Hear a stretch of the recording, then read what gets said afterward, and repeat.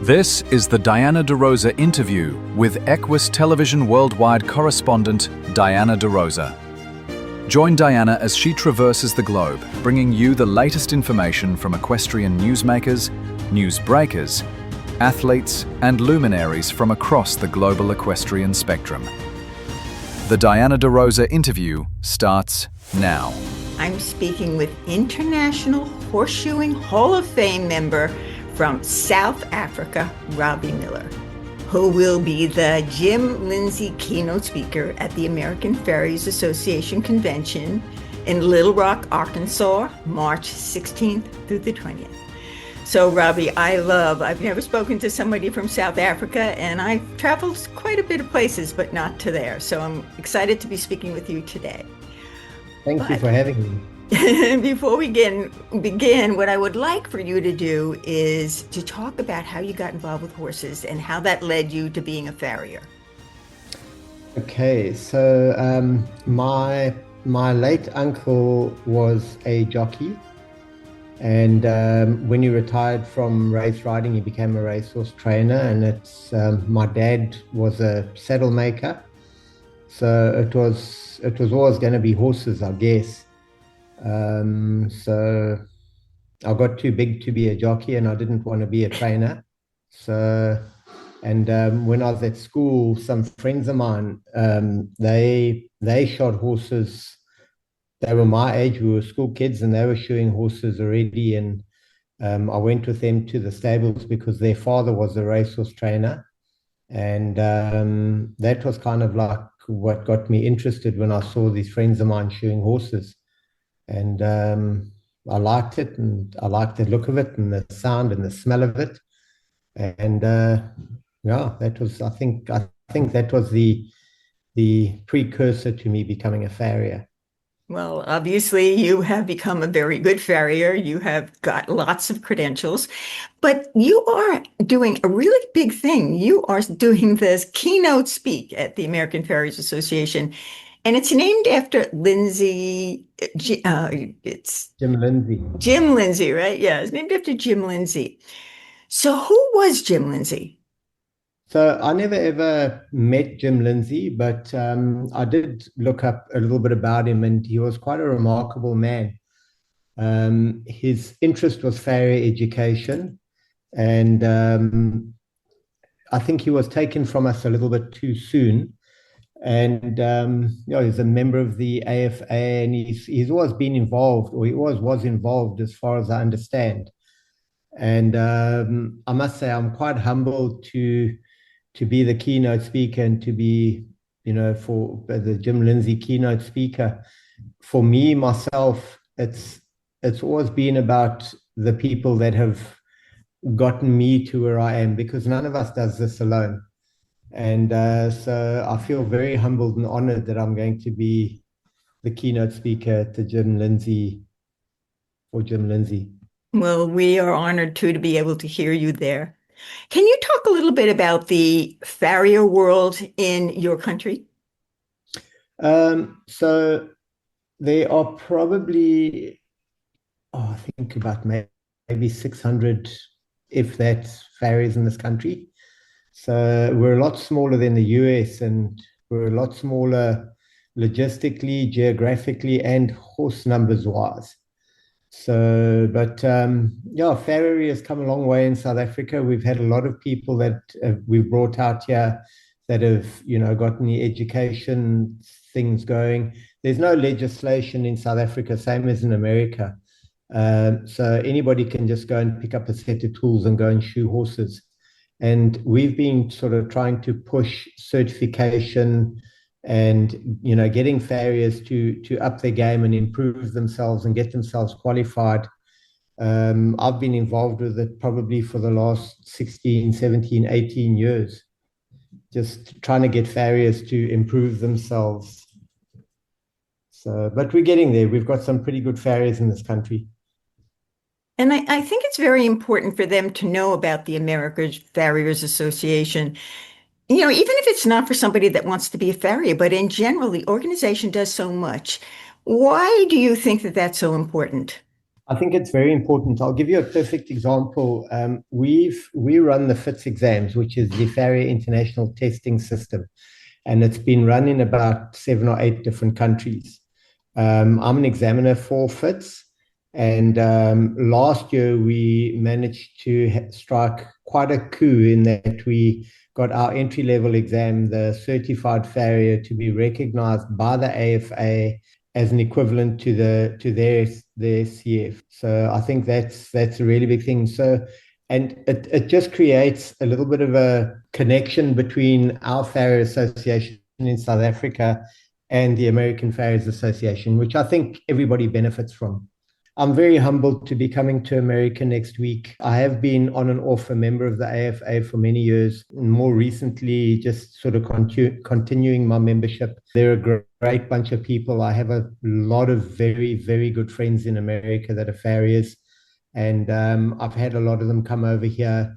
I kind of sort of try and get over to the States at least once a year if I can, and spend some time with friends of mine. And I've come over and competed at some of the competitions, and it's all been about education and growing and developing as a farrier, and then bringing that back home to South Africa. Robbie, when I was looking up about you, I saw so many letters after your name, and I don't know what they all mean. And I'm sure that some of our viewers don't either. So can you talk about them a little bit? Well, I actually don't know what they mean either. I just had people tell me to put them behind my name to make me sound clever. No, I'm kidding. I'm kidding. So those are all of the post-nominals that I have for certain examination processes that I've been through. As an AWCF, that would make me an associate of the Worshipful Company of Farriers in England. The CJF makes me a certified journeyman farrier through the American Farriers Association. And then the ASF is an advanced skills farrier through the FITS program. So those are all high-level qualifications that I've had to work pretty hard for. I think it really makes us feel very good about the American Farriers Association and the people that are part of it. So, can you talk a little bit about the fact that you're going to be doing a presentation? What is that all about? So, as I say, I was very humbled when I got the call to invite me over to Little Rock in Arkansas. I've been busy working on something for quite a number of years now, which is a theory that I have. And that's what I'm going to be lecturing on. So hopefully it's well received, and we'll see how we get along with it. What's the concept behind that? So my theory is basically using external landmarks of the horse's foot that relate to structures within the foot to determine mediolateral balance. So for the farrier that's out in the field, busy working, and he doesn't have immediate access to radiography, he can use these guidelines, and I call them guidelines, just to kind of sort of help him in the right direction as far as balancing horses' feet in the trim. And I think that balancing horses' feet, no foot, no horse, is a really important thing. How long did it take you to kind of put that together? It's been a number of years now. In fact, I think I've probably been working on this theory of mine for about 5, 6, maybe 7 years. So it's been ongoing, and you keep sort of finding something else and seeing something else, and then you go to try and gather the data. So you use radiography, and you use gait analysis, and you use all of these things. And obviously, at the end of the day, the soundness of the horses that we're working on and the performance of the horses that we're working on is, at the end of the day, what's telling us that it's actually working. When you look back at all that you've done, what if somebody came up to you and said they want to walk in your shoes? They want to be like you one day. What would you say to them? Oh, that's a tricky one. I don't know. I've always kind of felt that whatever I've learned through my mentors and through my observations, that none of it is mine to keep. So it has to be shared. And so I think it's just open your ears. You can either speak or you can listen. You can't do both at the same time. So I'm a good listener. I'm busy working on my speaking, but I think the most important thing for a young farrier is to listen, take it in, and listen to understand and not listen to reply. How do you spend your days? Do you do still, shoe horses, or are there other things that you really focus your life on? I live a very busy life. We've got 40 acres here at home, and we've got, I think Trish told me that we've got 22 horses on the farm.